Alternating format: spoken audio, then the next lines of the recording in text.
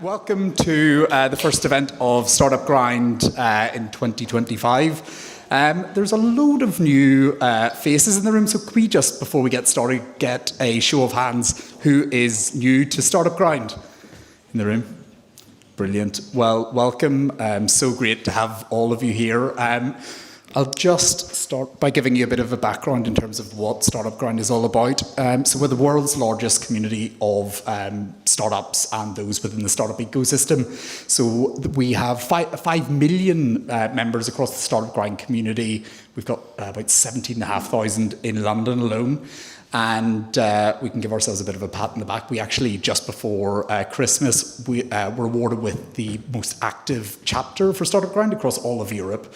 So more than 1,400 people attended our events over the last 12 months. So thank you all for your support. Big round of applause there. Thanks, Tommy. We run a series of flagship conferences, so these events are monthly. Next month is a VC fundraising event. I'm sure that will whet a lot of appetites. We're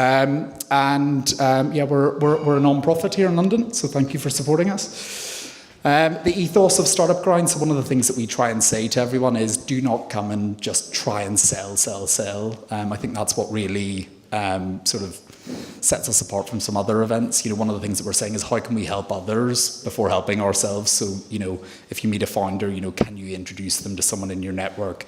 Can you, help them raise that first check, or just give them a bit of advice and really just try and support one another? And I think that is what has enabled Startup Grind to really thrive since back in 2010, whenever we established ourselves.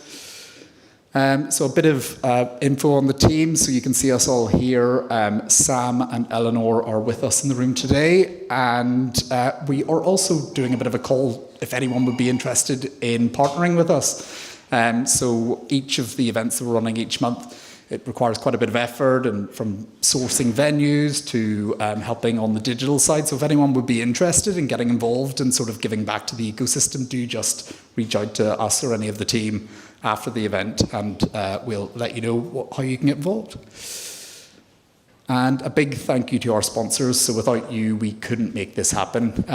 We have Howard Kennedy. I'm actually a member of, I work for Howard Kennedy and lead the startup team there with Alex Watt, who's about to come up on stage. Carda, Data Melon, and Vanta. So just to kick things off, Alex actually attends a lot of networking events in his tuxedo, and so he's dressed up for us tonight. So yeah, Alex. Thanks, mate. Yeah, so I just want to say thank you, basically, as one of the sponsors. We are so grateful to be able to work with you guys and Startup Grind. It is such a great organization. It has such great energy. I really believe, both personally and as a partner of the firm, in the ethos. And I really think if you're trying to build a business, there is no better community to get involved with.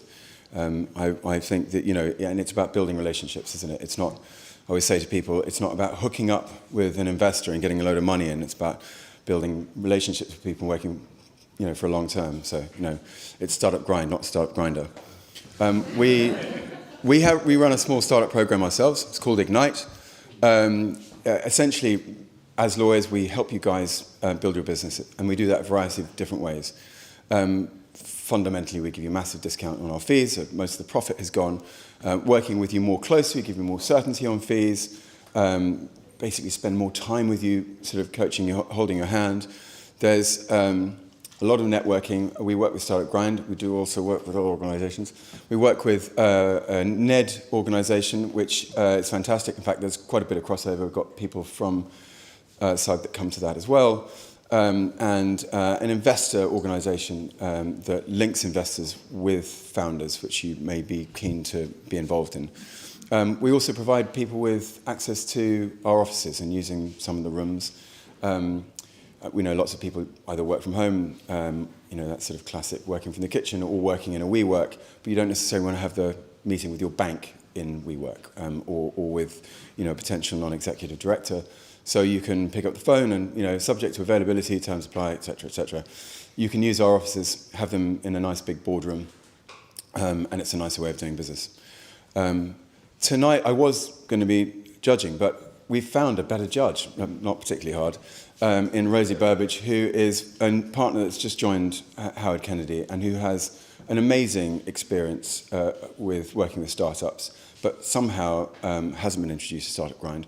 So we thought no better way of introducing her than having her be one of the judges this evening. And the rumours that I'm going out to dinner after this are entirely false, and I deny them completely. Anyway, Matt, thank you very much. Thanks, Alex. Up next is Corda. Do we have anyone from Corda in the room? We don't. Corda are fantastic. If you need cap table management, do take a look. They're automating a lot of the really tricky stuff, whether that's trying to calculate valuations through to managing your cap tables and making, analysing dilution potentially down the line. Their platform does it all really intuitively, so do take a look there. Vanta, do we have someone from Vanta in the room, Sam? You could do it. Perfect. Hello, everyone. So I'm just going to do like a quick intro to Vanta. So Vanta, we announced the partnership with Vanta today. So Vanta, they've been working with Startup Grind since time immemorial. So they work with Startup Grind in San Francisco, and they want to replicate the partnership here. So what Vanta basically do is that they provide you the one place to centralize security, program management, and automate compliance. So as we know, there's a popular saying that America innovates, Europe what? Regulates, yeah. So if you want to be on top of the regulations, right, you don't want the regulation to choke your companies, right? So you should work with Vanta. So that's what Vanta does. And they've got like a $1,000 promo for every Startup Grind member. If you check our announcement, our partnership announcement today, you're definitely going to see it there. So we're also going to send more emails about that so make use of that and get ahead of your competition. Thank you. And next, so I just recently started a job at this great company called Data Melon. I work with Startup Grind. I volunteer with Startup Grind, right? But this amazing company also sponsors us, partner with us to make this event possible, right? So I'm just going to talk about what they do. So it's a cloud company, and they help companies like startup companies or technology companies get ahead on cloud. So with cloud infrastructure and Gen AI. So we're doing an amazing program right now for startups called Startup Advantage. So we help you design, build, and deploy on the cloud. Also, we help you reinvent with data. There are a lot of amazing POCs that they've worked with. They've worked with enterprise companies like Vodafone, telecommunication in different industry. And the kicker is that they're also in about 4 countries. So they also help companies that work with them get market integration into the Middle East, the US, Europe, and Africa. Next slide. Next slide. Yeah, so zero fee managed service provider. So it helps you do migration for free, do all of the cloud integration for free.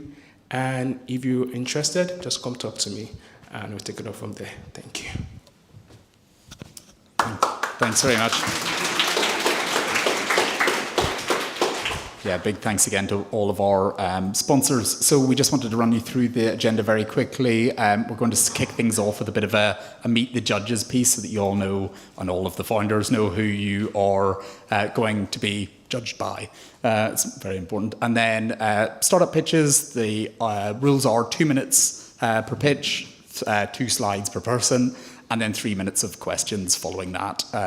So all nice and quick. We know these things can get a bit monotonous at times, so hopefully that'll keep everyone nice and engaged, and give a big round of applause and give your support at the end of each of those pitches, followed by a Q&A from the audience, and then we'll announce the winners. And the winner of this heat goes to the semi-final, which is taking place next week, and the winner of that then goes to the UK-wide final for the grand prize, which is at place over at the Startup Grind Global Conference, taking place on the 28th and 29th of April, that week anyway, out in San Francisco. So we'll all be there.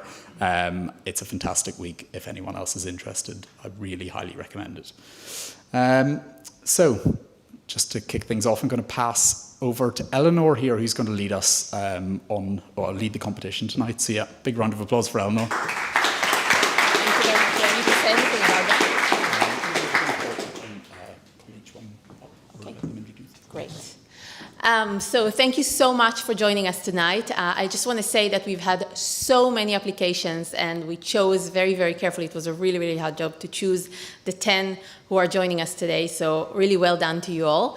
And I want to start by inviting Will to just introduce yourself. Good evening, everyone. My name is Wale Adedeji, founder and CEO of Datamelon.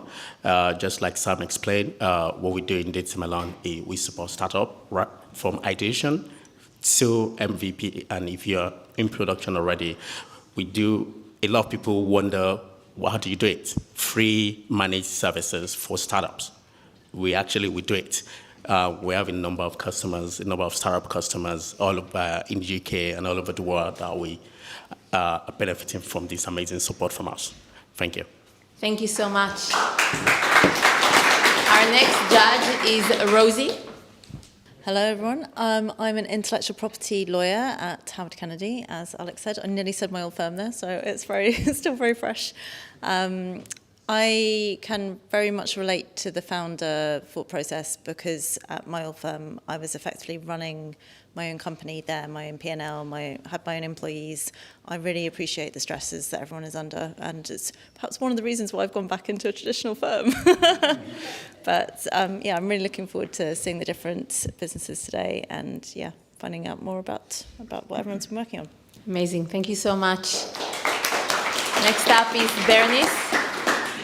Hi everyone, I'm Bernice Brooks. I'm an associate at Guinness Ventures. Guinness Ventures, we're not the CVC of the beer company. We are a sector-agnostic EIS fund investing in UK scale-ups across business services, consumer, healthcare, anything generating upwards of 1 million revenue. Even if you're not at that kind of 1 million mark, I'd love to chat with everyone because it's all about building these connections and nurturing that relationship from early. So looking forward to hearing the pitches and speaking with you guys. Wonderful, thank you. And last but not least, Mark. Hi everyone, it's an absolute pleasure to be here. I'm Mark Daly. I've recently culminated 40 years in communications by setting up my own business. And I'm doing what I've done for the last 40 years. I've been a TV presenter, a speechwriter for the Hong Kong government when it went back to China, a strategist, a consultant, a business coach. And what I love doing better than anything else is working out what the story is behind your pitch, helping people tell a clear story, compelling, concise, get that investment. So that's why I'm here. Love that. Thank you so much. So without further ado, we're going to move to our first founder today. We've got Flow Legal.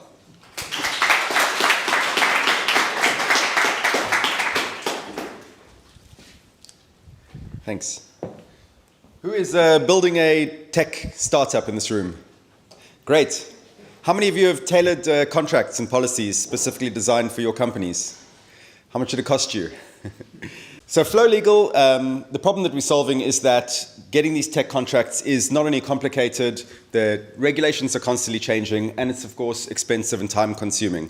Flow Legal, what we're building and what we've built is an AI-powered tool that will chat to you as if it's your lawyer, and it'll learn about you, it'll learn about your company, and then it'll suggest the contracts that you need, policies, end-user license agreements, all those really complicated tech contracts that you need in order to run your tech company. It won't just suggest the ones you need, it'll chat you through drafting them. Once it's drafted them, it'll put them in a system that allows you to send them off for signature, manage who signed the contracts, and further down the line, we're going to be integrating it into your product workflows, helping you with risk assessments and other compliance issues and negotiation support.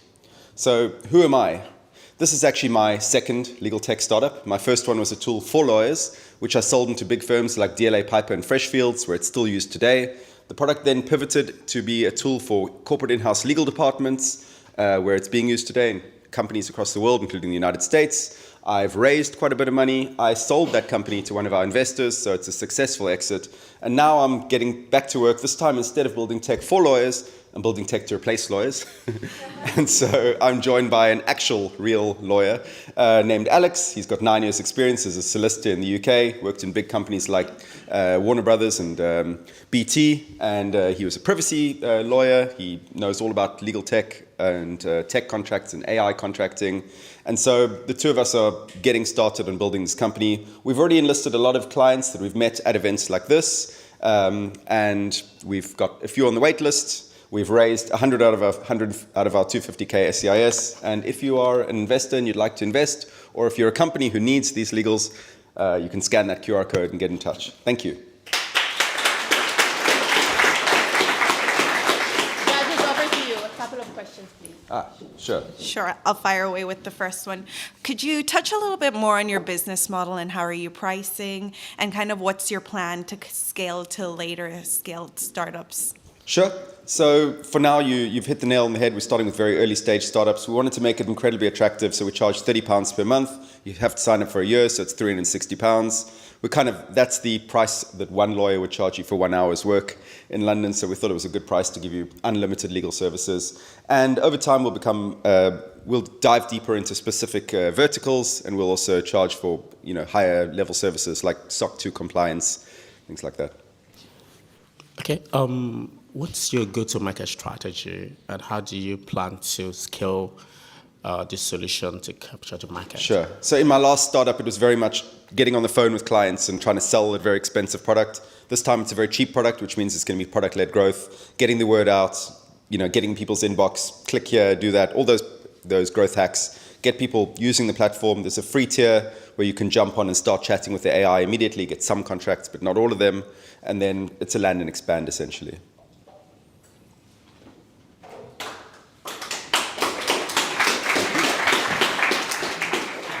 Great. Thank you so much. The next one is Immi. Jane? George.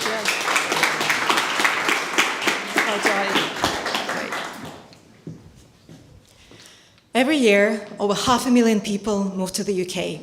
Some searching for better lives, others moving from escaping the grave danger. But arriving in a new country is only the start of a long and enduring journey. When I moved to the UK, I had to figure out my entire life from scratch, be it housing, banking, healthcare, and I was the lucky one, because I didn't have a language barrier or family members that needed schools or jobs. Like most people, I faced countless Google searches, trusted complete strangers for advice, made painful mistakes, and got scammed for money. Because the absolute majority of immigrants don't have an accessible or an affordable solution that would ease that transition. And that's why we're building Immi. Immi is an AI app that helps immigrants navigate their new life, saving tons of time, stress, and avoidable expenses. Immi provides step-by-step guidance, connects you to trusted service providers, introduces you to local communities, all in your language. We monetize through 3 channels: premium subscriptions for skilled immigrants who can't pay, affiliate commissions for marketplace providers, and B2B and B2G solutions for supporting international workforce. Who may want to pay for it, you may wonder? Well, Immi has the potential to save businesses, organizations, and even governments millions worth of economic loss. Shorten the integration time for just 50,000 immigrants, and that could generate a quarter billion for the UK economy. Help 50,000 immigrant spouses to work opportunities, that's another $500 million. Or reduce the churn of international nurses just by 5%, that could save £4.5 million for the NHS every year. We're immigrants building for immigrants with over a decade of experience in global communications, impact, and building scalable tech. In just a year, with less than £7,000 working part-time, we managed to build a basic, scalable, cross-platform app. We're just about to release our marketplace feature. We've got 150 users that love Immi, and we've already caught the attention of leading media like TechCrunch, Medinus UK, and UNESCO Partner Innovation Report. We're now raising our pre-seed round to reach 500,000 immigrants by 2027 to make our world a little bit more global and equal. You're welcome to join us.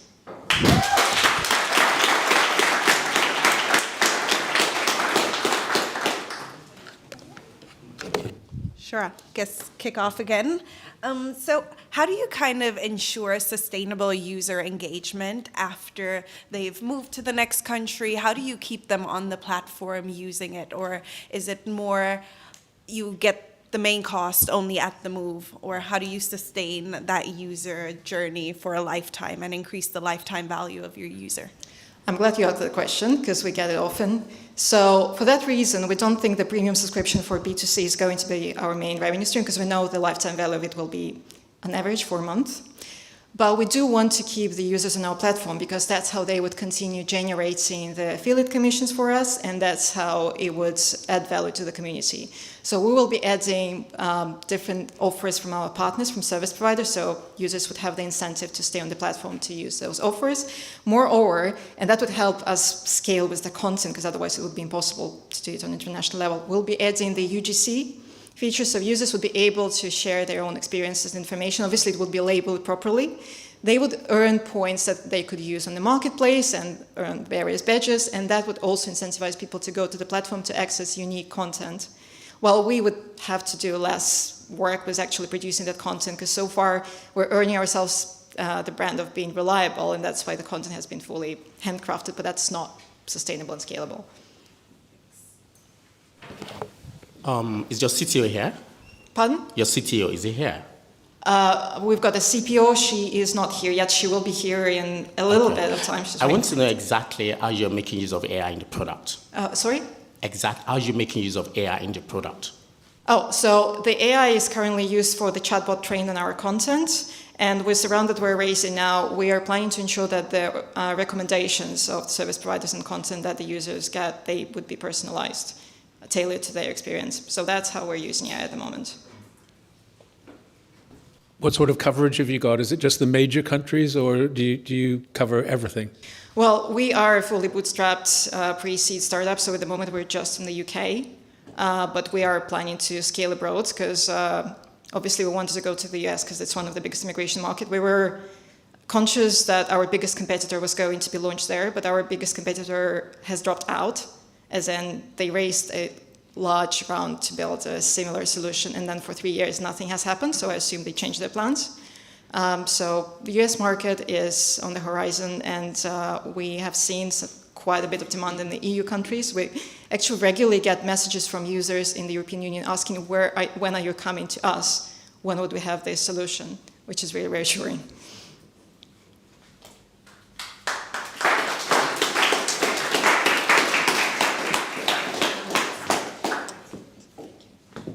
Thank you so much.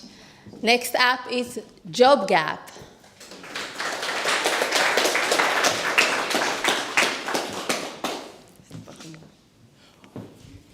Hi, everyone. My name is Leke Audele. I'm the co-founder of Jobgap AI. And we're solving a job application problem.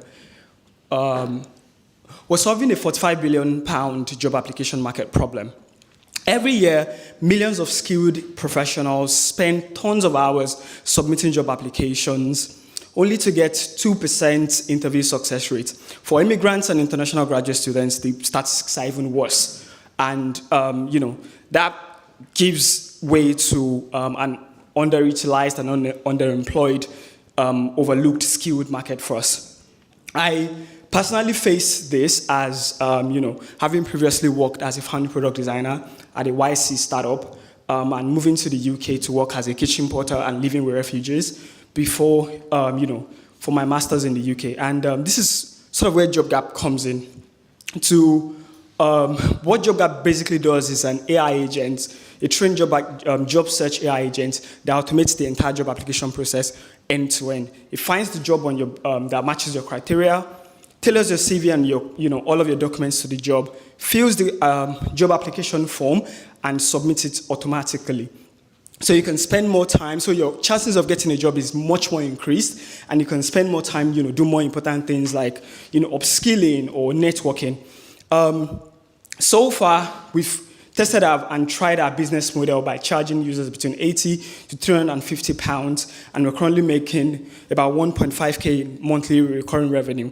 We submitted over 16,000 applications, and I've gotten about 32, and we've increased the success rate from 2% market rate to 10% market rate. We've also reduced the job search time for a lot of our users from 6 months down to 90 days.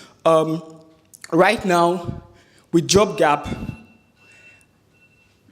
all right, I'll take questions. So at the risk of being the lawyer in the room, obviously you're handling a lot of personal data with all of the job applications. How do you manage that problem? So what we're basically doing with user data is it's completely encrypted, right? So it's just the way we don't even have access to users' passwords. So all of personal details that can directly identify to you is all encrypted. So we don't even have access to it.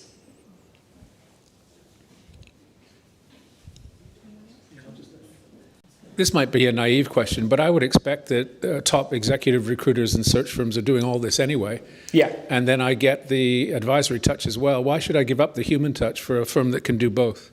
So what we basically, so where Jobgap comes into play is that, I mean, a lot of our users right now are busy professionals who have, spent 10, 15 years in a job, and they potentially want, to change, and they don't have the time, right? Now, what we do is we still put the power into their hands. Right before we submit the job applications, we send you a full documentation of all the questions that are asked and the answers that we've provided. And once you hit approve, you can, we'll just go ahead and submit it. So rather than going to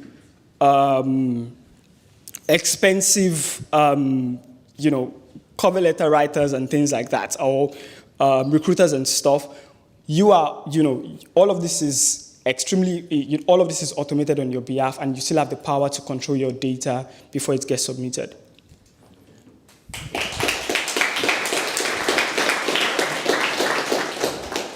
Some of the major recruiters are doing this already. Yeah. Some of the major recruiters, they have stuff like this already. So what are you doing differently? So what we're basically doing differently is that we're focused on a really small market who are in different situations. So, for example, and that small market worth $43 billion, pounds. So it's a combination of job board. The valuation is a combination of job boards, of recruiters and career coaches, and also think about recruiters as well. They're also in the combination of that 43 billion. I can, of course, give you statistics if you. Thank you. All right. Next up, Maxim.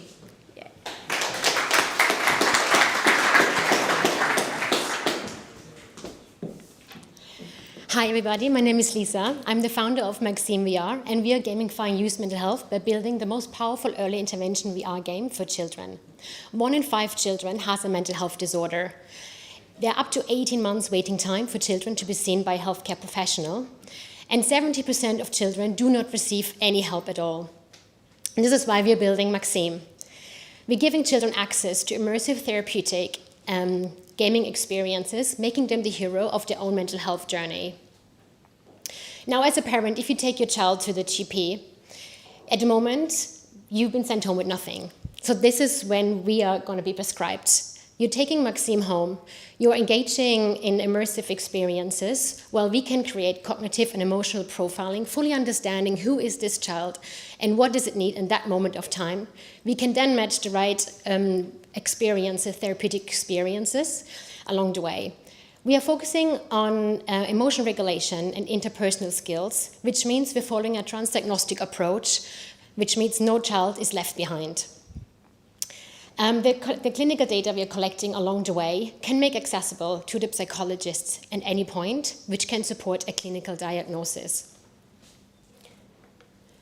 We've launched our consumer-facing product, which has been growing 180% month by month, and we are now raising funds to build our profiling tool and integrate it in our existing platform.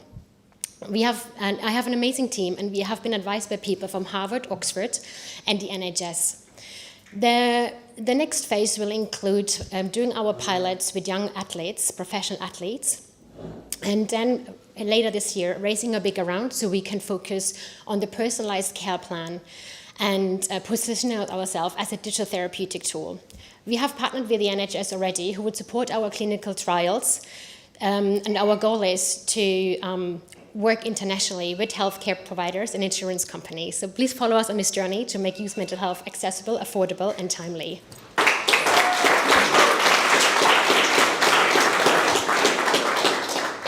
Great. Thanks so much for that presentation. What evidence do you have that this works and that you've actually been able to diagnose people with mental health? So our focus is not on the diagnosis, but rather on collecting the clinical data points. Currently, we're building our platform on existing research, but we have partnered with universities, an expert from Oxford and Harvard, and the Boston Children's Hospital and NHS hospitals, who would support the personal care plan, which runs more towards needs to be based on clinical evidence. So they're supporting that. And then in terms of the business model, who is paying for that and what's the pricing like behind that? The long-term goal is to work with insurance companies and with healthcare providers. While we understand this is a long way and it needs a clinical validation, we are now partnering with youth sports professional athletes in Germany and starting to establish collaboration in the UK as well, because these young athletes, they have like a high pressure and they're doing daily mental health assessments because this directly relates to their performance. So we're seeing a great way of positioning this product there as well for different, like a second go-to-market. And then we're leaving a consumer-facing product on the Meta App Lab as like a subscription base, which will help us to improve the gaming experience and get direct user feedback. When are you going to get to the clinical trial with NHS? Are you talking to NHS at the moment? Yes, we do have partner hospitals already, and also the NHS Innovation Centre, they have seen great potential of using VR, especially coming to assessment and the engagement and the personalization. So they're very keen in supporting that, yes. Thank you. How are you going to ensure data privacy? Because you're accumulating potentially a ton of data about these young children. Absolutely. So I've been speaking with the CTO of Twitch, who has been advising on the technical architecture of keeping this data safe. And I've also joined the digital health lab run by the Boston Children's Hospital with the big companies like Snapchat and Discord, who's all about having these people together, ensuring we're aligning our policies. Because obviously the data and the safeguarding of this data is the most important thing of what we're doing, yes.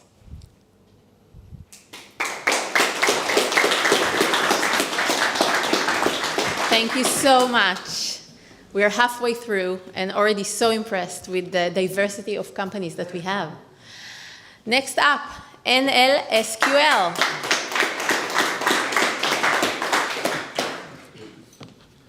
Thank you so much. My name is Denis. I am CEO and founder of NLSQL. Our mission is to empower companies with AI data insights.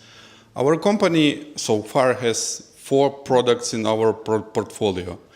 It can work together as a one product, or you can choose as a function separately. NLSQL empowers non-technical employees with intuitive AI interface to structure databases. AI anomaly detection, this is a tool which runs inside your corporate IT ecosystem, checks anomaly, and in case any anomaly detected in your data, it sends you proactive email report. AI agents provide small and medium businesses ability to create agents based on their unstructured company knowledge base on scale, so they can create any type of AI agents by themselves without any code. Predict AI, it is a tool for enterprise in order not to see the history of your data, but also to forecast using automated selected machine learning model, which is the most accurate one for your specific data source. Along the way, we reach our first sales and get a positive customer feedback. Delta Airlines highlighted that our team is fast for prototype implementation in the existing working environment. Our software works as same as advertised, which is usually not the same case about our competitors. This is an example on how we deliver AI data insights to the hands of our end users by using Microsoft Teams and the chat interface, which is absolutely secure. So thank you so much for your attention. The best way to predict the future is to create it. So I hope let's create the future together.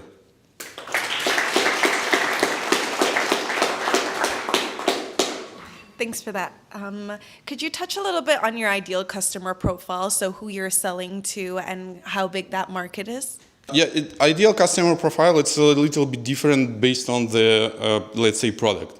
For NLSQL, it is chief data officers, business intelligence directors. This is basically administrators of NLSQLs because they have to customize these tools based on their specific use case and share this tool among their non-technical employees, colleagues, in order to use this data.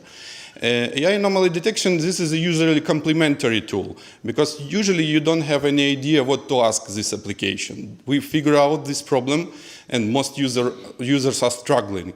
So AI anomaly detection can create proactive notifications that something had happened in your region in order to create some ability or topic to ask question more.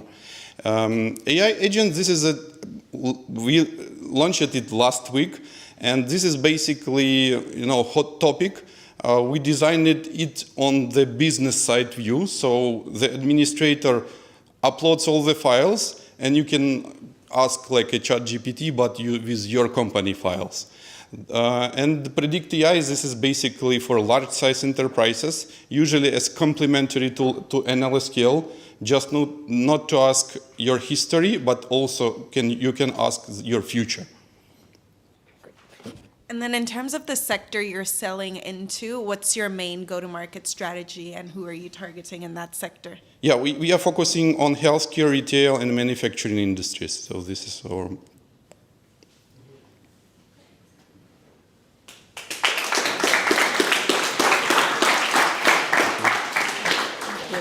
Thank you so much. Next up is OnKind.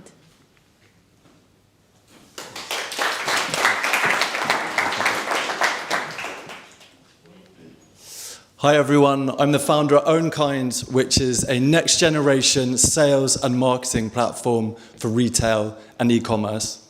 The problem that we're solving is that customer engagement today is really poor, leading to lost revenues of $75 billion a year in the US and EU alone. Our platform increases conversion and engagement in a host of customer engagement touchpoints, including sales outreach, onboarding, events and more, leading to ROIs of up to 80x for our clients. There's 3 points that I want to share with you today. Number one, we've found product market fit. We have 97% revenue retention over the last 12 months and nearly 3x revenue growth up to just under 300K ARR. We've onboarded some of the biggest brands in the world without a sales and marketing team. And in the last couple of months, we've added some incredible advisors and investors, including the former director of technology at LVMH, the former managing director of Ukes.com, which is half of Ukes Net-a-Porter, and the former managing director of Topshop. The second point is that our market is massive.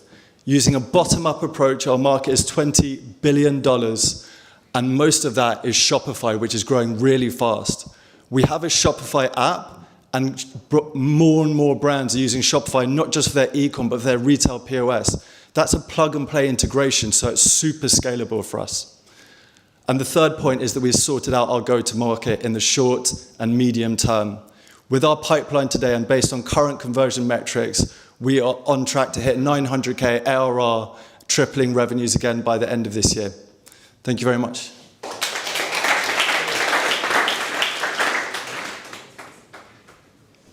Thanks for that. Can you kind of touch a little bit around how scalable the product is? Implementing these customized touch points probably sounds a little resource intensive. How do you plan to scale the business? So it's pretty scalable. So at the most scalable end is the Shopify app. So literally it's a 5-minute installation call for the brands. And we automatically import all of their data, and they're pretty much good to go, and we can start doing onboarding calls. I think as we do more and more onboarding calls, we get better and better at kind of productizing the onboarding. So, serve yourself guides and stuff as well like that. So yeah, very scalable.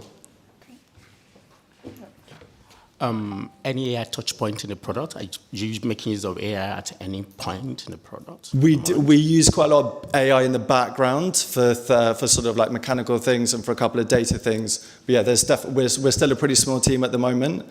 And there's lots of kind of AI licenses that we can see that we can make a lot of use of rather than kind of investing in building our own at the moment. But yeah, there's lots of applications for AI and what we're doing, and we're using some of them.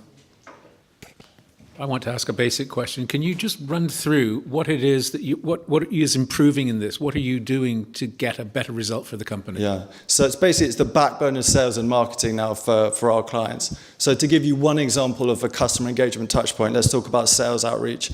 So quite often what happens today, if you've got a brick and mortar store and you're selling fashion items, you've got sales advisors who have a black book of clients and they'll go pick up a dress, take it to a change room, take a photo of it, send it to a customer and say, hey, this landed today, thought of you, do you want to buy it? That's really bad for brand because it's really bad photography. You can't do any quality control at the management level and you're not collecting any data there. With our platform, from our app, they can build lookbooks of up to 25 pages that feature up to 200 products, multiple product views, top e-com quality imagery, product videos, and when they send it to customers, management can see all of the outreach and we can see all of the customer engagement data. What did they click on? What did they like? Where did they watch a video? So then when you follow up with the customer as well, it's a super relevant customer experience. You get 200 products in front of you in a really engaging way in one message, and you only get follow-ups when it's relevant, when you've shown purchase intent, and the platform will show you what the level of purchase intent is there. So that's one example of one touch point, and there's a ton of touch points that we cover. Great. Oh, I have one more question. You touched a lot on who's backing us, but own kind. I want to know what makes you the right founder to scale this and your background as well. So my background's not from the fashion industry, as you can probably tell. So my background, I was a lawyer, and then I kind of did an MBA in Spain to try and get out of the legal industry. Why I think we're the right team to do this is I would say I'd point to what we've done. You know, we're already break even now. We've got super strong foundation. We've managed to get some amazing people on board. So yeah.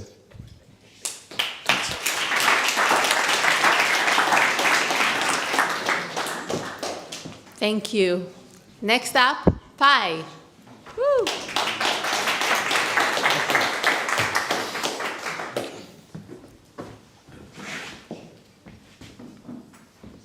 Hi everyone, my name's Tommy and I'm from Pi.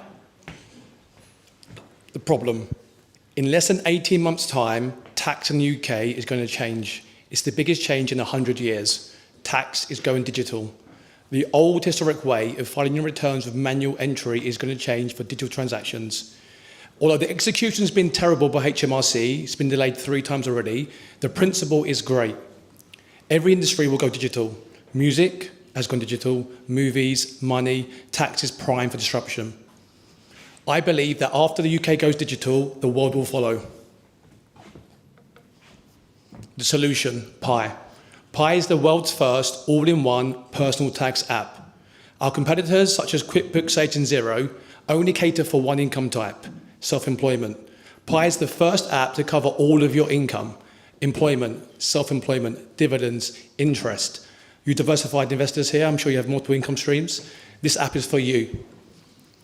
Our app is different to every other app out there because of its design, designed by Monzo's Bank designers. It's easy to use and quick. We have disrupted the market with price and innovation because we are totally free. We believe to democratize tax, there shouldn't be a cost. Everyone should have access to good tax advice. We've also developed the world's first AI accountant. Traction so far, in our first year, we've had 50,000 downloads, 10,000 downloads in our last month alone. We've achieved 589% quarter-on-quarter user growth. We've also achieved 89% month-on-month revenue growth.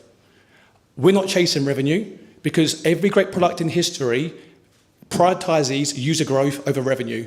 WhatsApp, Facebook, Instagram, Spotify, all prioritizes the user experience. If you try to monetize a client too early, they'll leave you. Is that the timer? There you go, guys. Yeah. Thanks for that. Can you talk a little bit on how you're going to turn on that revenue tap and where the revenue is going to come from? Sure. So there's more. We already are making revenue. We have 10 partners already. We've signed a partnership deal with eToro, Invest Engine.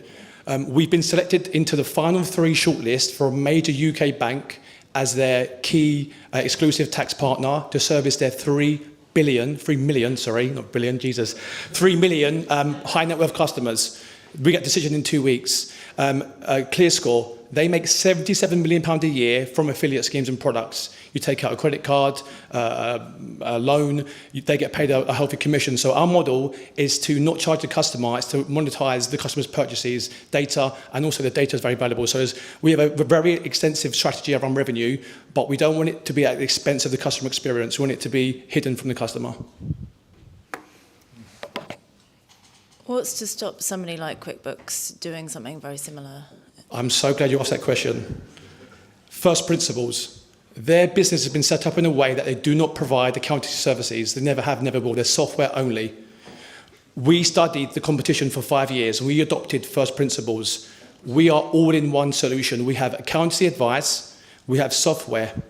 So we have the data on the transactions. We have the data on the customer interactions. Our AI accountant is trained on 25,000 real-world interactions over 5 years.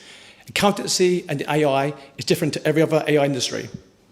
AI is a question and answer based model, okay? Accountancy is an execution based model. When you have an accountant, you don't ask him information, you ask him to perform tasks, file my return for me. So our app can do that. It can file a return and it knows the answers. We have a 98% success rate on our questions on our AI accountant. So our first principles protects us because we have the data and we provide all services. Just like she said, you have to be guys in this field already that can quickly, whatever you've done, they can cannibalize it very quickly with AI as well, right? And they have big budgets. So my question to you is, how are you going to scale this so quickly, so fast, that they won't be able to catch you? You're going to have a very good lead. What you can't replicate is time in the market. We have 8 years of real-world accountancy data. This is in live now. We have 50,000 downloads. We grew 10,000 downloads in last month alone. So if they were going to start today, it would take them 8 years to collect the data. AI is only as good as your data, right? You're training your data of the model. So we have that data. Before we went to market, we learned the problem. We were serving customers. We learned every single problem of self-assessment. Self-assessment is so vast. It's so complicated. There's 10 million words in the text code. So the 8 years it would take them to get the data, 8 years is a very healthy lead for us. I mean, they're on my LinkedIn every day into it, so I know they're after me. So the data protects us. Thank you. Thank you so much. Thank you. All right. I'd love to invite Voxmind.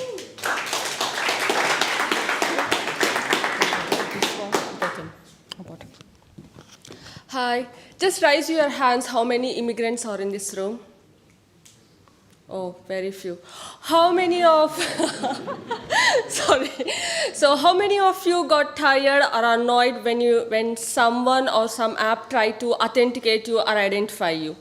Recently or everywhere, our main identification document is our passport, isn't it? The passport expiry date is like 10 years. How I look now, trust me, I wasn't looking the same way 10 years ago. So since some health reasons recently I shaved my hair, so I tried to upload for an e-visa. So app was keep on asking me, can you move a little forward? Can you look straight into the camera? I'm like, damn thing, this is me, just I don't have hair, that's it, authenticate me. So the recent traditional methods, your camera have to be clear enough and you should not have any makeup. Trust me, for women, it's very, very hard. So at Voxmind, we have introduced a next generation of identity verification, making it far easier and much more secure.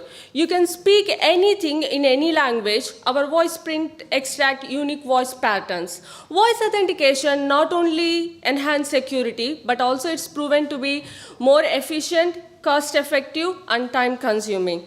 And we are the right team to deliver the promise of Voxmind. I have a dual master degree in electronics and communication and PhD in identification, but I'm not a nerd. And my co-founder brings 14 years of experience in cloud computing like AWS. So our subscription-based business model offers three options: growth, business, and enterprise, all depending on the number of API calls the company makes. Your voice reveals what your eyes can't see. So join us as we make life Okay, thank you.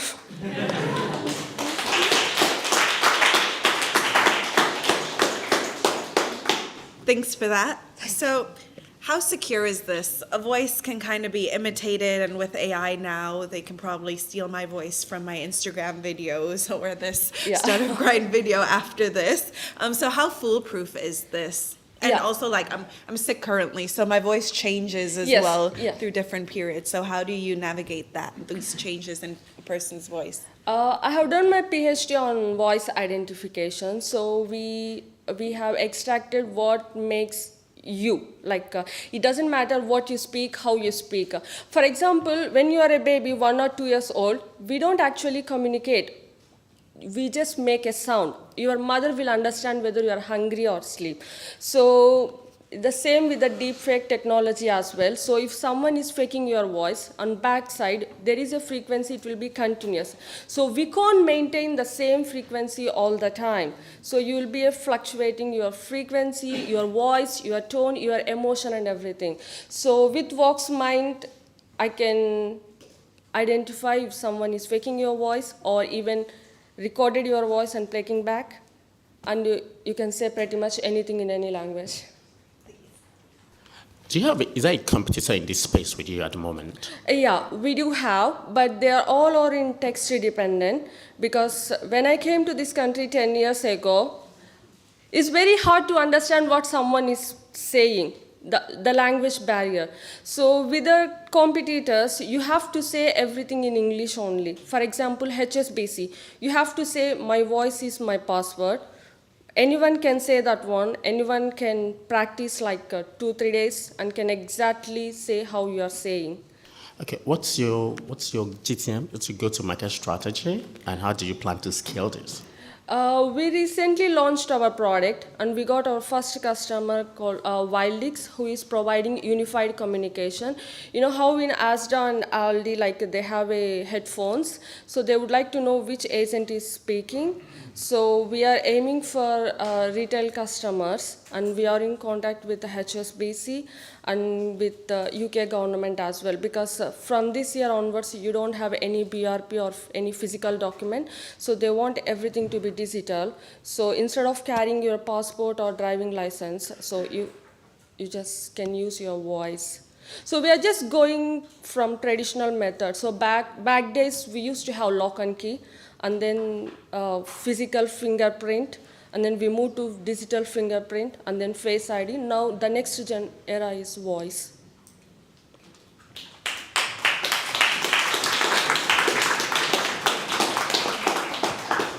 Thank you. Thank you very much.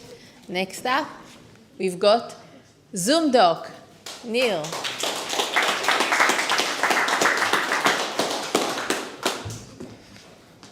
Good evening, my name is Neil, I'm the co-founder of ZoomDoc Health. What started as a simple idea has now become a trusted and reliable solution to save same-day medical letters reviewed by doctors. Currently, the system is antiquated and takes time. Our doctors review and validate certificates the same day. We currently have 28 certificates, ranging from travel to work sickness, pregnancy fit to fly.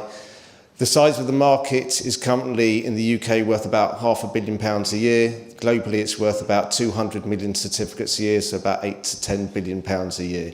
Over the last year, we have made sure that security, cyber, DTAC, etc., ISO 27001 is our priority. We have affiliate partnerships with airlines, virtual GPs, and we are currently starting a pilot with an NHS federation. Our team of doctors has reviewed and validated over 50,000 letters over the last 2 years, and we've saved the NHS in excess of 14,000 hours. We're currently raising. Revenue was up last year, up 18% to just over £925,000. Validated certificates was up the best part of 22%, and we're now looking to scale and build out our team and take it to the next level.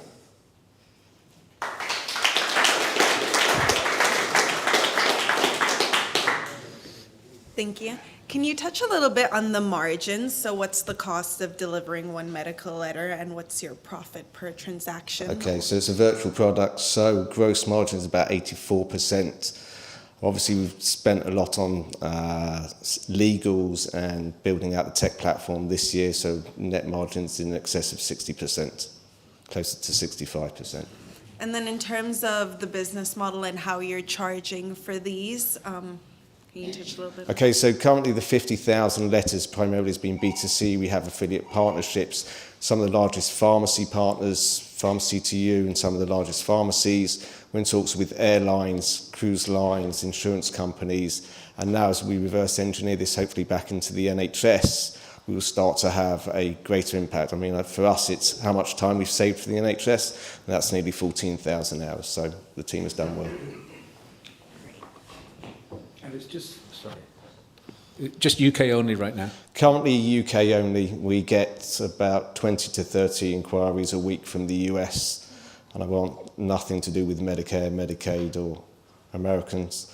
But we definitely would like to take the platform into different jurisdictions, and hence why build out the tech, build out the support that goes with it, and hopefully dominate this market. Anyone else?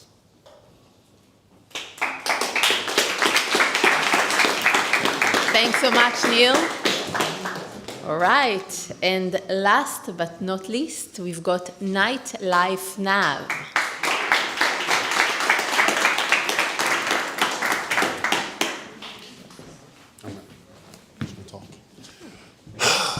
Good evening, everybody. I got 2 minutes, so I'm gonna go quick as hell, so please be patient. The one thing I will say though is I'm grateful to be here because I flew in from Vegas yesterday for this event and I was like 1 minute and 50 seconds away from missing my flight. So, Nitelife Nav. The problem solving is that the nightlife scene in London and also throughout the UK is in disarray, is dying. From the statistics alone before COVID, it was 600,000 people were employed in the nightlife industry, and it was bringing in 17 to 26 billion in revenue before COVID. And then COVID happened, and the scene started dying. So my app will be the app that can actually help rejuvenize and save the nightlife scene, because also people are not only not going out, but a lot of women are not going out to clubs as well. So the philosophy I have in life is keep it simple, stupid. And some of the most successful apps in the world are the simplest apps in the world, from Wage, which sold for $1 billion, from WhatsApp that sold for 22 billion, Instagram sold for $1 billion, but it's now worth 100 billion. Even Shazam sold for 500 million. It doesn't even work half the time. So imagine a company, which is mine, which what we do is we give you all the information for the venue. So each city is gonna have going to give you all the information for the city, and we break it down in different sections of the city. And then you figure out where you want to go, and then pops up that information. So instead of you taking all day to figure out where to go, you can find out in 5 minutes. And then each venue has a Waze feature. And for the Waze feature, people can in their club got below comments and pictures and videos to that venue's timeline, so you know how the venue is in real time.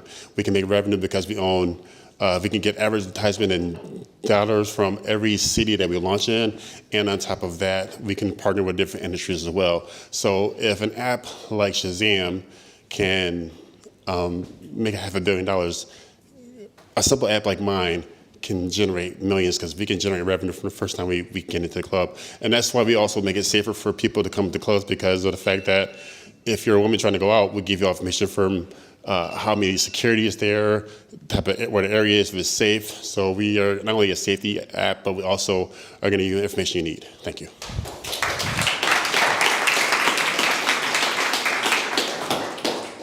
Thanks for that. Do you have any evidence on the return on investment for the venues? Yes, we were live actually before COVID, and we proved proof of traction and generating revenue before COVID, and then COVID shut us down. But we were live in the cities of Orlando, Vegas, and Miami. So we've proved proof of concept. It's just the fact that COVID happened, and now we're adding other features as well. Yeah. And do you have any stats around user engagement on the platform? How many users currently are on the platform? Oh, we're not live yet. We were live in the States, and I had to take it off the store because of COVID, and so now we're gonna launch in Manchester, Dublin, and then London. And the goal is to be the one app that whenever you go to a new city, because most people don't realize if you go to Paris, the clubs are different. If you go to the cities, so we simplified the nightlife scene for you. So all you do is put in where you want to know, and then that's it. And in terms of your competitive landscape, who are your competitors?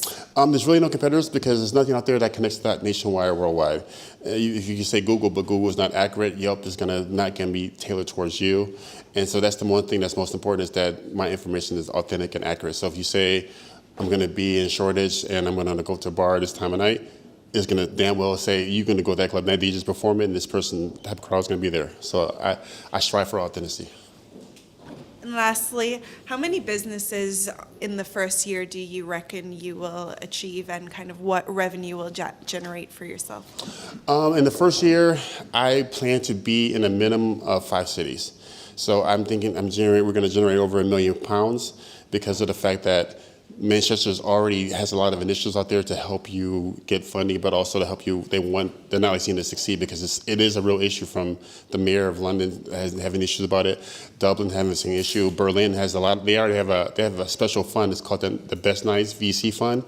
It's like a real serious issue. Jägermeister has a fund out available. So it's not just me thinking, oh my God, I want to make an app no, it's about the fact that it's solving a problem. We're going to bring money back into the city. But most importantly, it's just something that it may sound simplistic, but it's not sometimes you can overthink things. And I'm trying to just make people tons of money and people have a good time.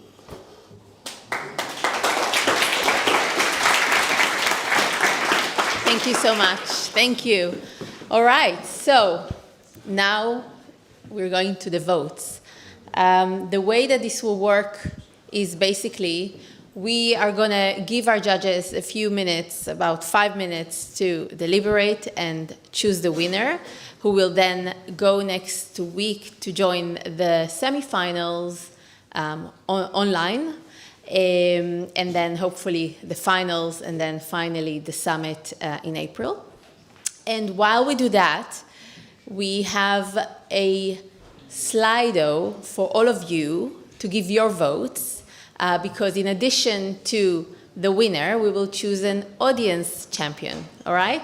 So hopefully this all works. And you can rate your 3 top companies. So we're just going to give a few more minutes. Right. So everyone, I'd like to start with the audience favorite, okay? We've had over 70 votes. I'll start with number 3, because as you know, you rated 3, right? So I'll start from the bottom. Number 3 in the audience favorite is Own Kind. Woo!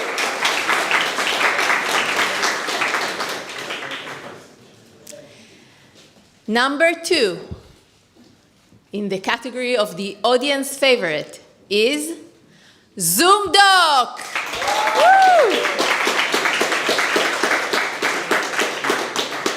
And number 1, audience favorite number 1, we've got Pi. Well done, well done. Do you wanna come to the stage and take some photos? Can anyone take a photo? I can take a photo. I'll take a photo.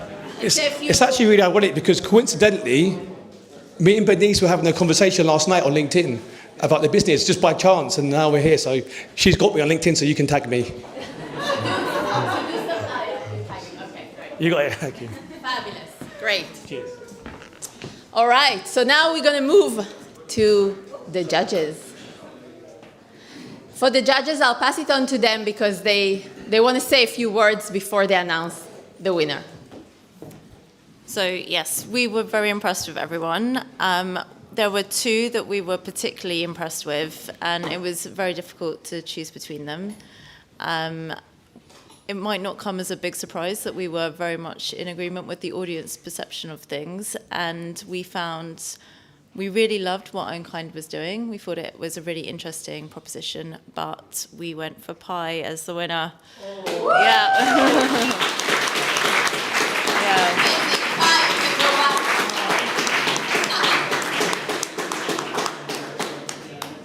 No, it was, we really, yeah, and again. Wonderful. Thank you so much. great presentation. Oh, really, really well done. Thank you. Thank you.